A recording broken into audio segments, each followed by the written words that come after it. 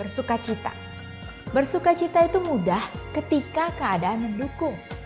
Hidup sedang baik-baik saja atau banyak hal baik yang terjadi dalam hidup kita. Tapi keadaan hidup tentu berputar. Kadang di atas, kadang di bawah. Kadang suka, kadang duka. Tidak selamanya keadaan mendukung kita untuk bersukacita.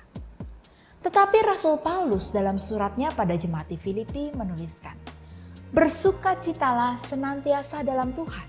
Sekali lagi kukatakan, bersukacitalah. Senantiasa berarti selalu. Jadi, bagaimana kita dapat bersukacita senantiasa? Rasul Paulus ketika menuliskan suratnya ini bukan dalam keadaan yang nyaman. Tidak sedang baik-baik saja. Dia sedang dalam penjara. Selain itu, Rasul Paulus juga sadar betul bahwa jemaat di Filipi pun tidak sedang baik-baik saja. Tantangan dari dalam jemaat Filipi sendiri maupun tantangan dari luar.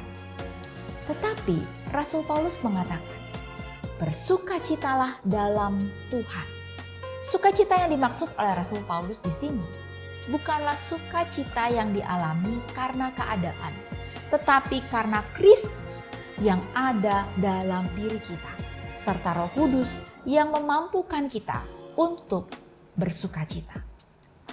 Dalam ayat selanjutnya, Rasul Paulus menuliskan, janganlah hendaknya kamu khawatir tentang apapun juga, tetapi nyatakanlah dalam segala hal keinginanmu kepada Allah dalam doa dan permohonan dengan ucapan syukur. Seringkali yang membuat kita kehilangan sukacita adalah kekhawatiran. Banyak hal yang seringkali kita sebagai manusia khawatirkan. Khawatir akan hal-hal primer, misalnya makanan, pakaian, tempat tinggal. Jika hal primer berada di titik aman, mungkin kekhawatirannya ada di dalam masalah lain. Khawatir soal penampilan, khawatir kalah bersaing, khawatir tentang bagaimana kita menyenangkan orang lain, dan sebagainya. Rasul Paulus mengingatkan untuk jangan khawatir. Jika khawatir, berdoa, nyatakan segala keinginan serta kekhawatiran kita di dalam doa. Tetapi juga tidak lupa untuk mengucap syukur. Karena dengan bersyukur, keinginan kita yang tidak penting tereduksi, digantikan syukur serta sukacita yang dari Tuhan. Dengan demikian, damai sejahtera Allah yang melampaui segala akal akan memelihara hati dan pikiran kita dalam Yesus Kristus. Bukan damai sejahtera biasa, tetapi damai sejahtera yang melampaui akal. Bahkan bisa dikatakan tidak masuk akal.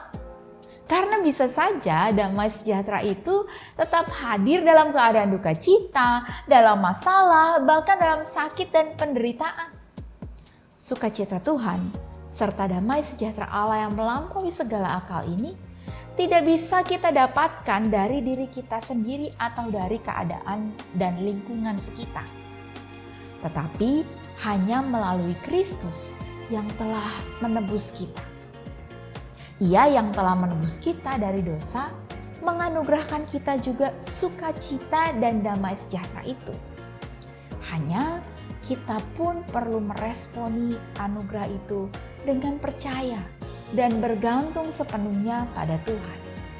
Tetap berdoa, menyerahkan segala kekhawatiran, dan memohon segala sesuatunya pada Tuhan.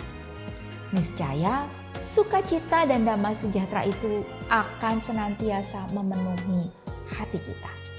Dalam kondisi apapun, terkhusus bagi saudara yang saat ini sedang dalam keadaan khawatir, sedih, atau bingung, stres, bahkan depresi. Mintalah sukacita dan damai sejahtera Allah yang melampaui segala akal itu. Karena yang pertama, hati yang gembira adalah obat yang manjur. Yang kedua, damai sejahtera yang datang dari Tuhan itu akan membawa kedamaian dalam hati kita tanpa terpengaruh pada keadaan sekitar. Kiranya Tuhan menolong dan memampukan serta menganugerahkan kepada kita sukacita dan damai sejahtera senantiasa.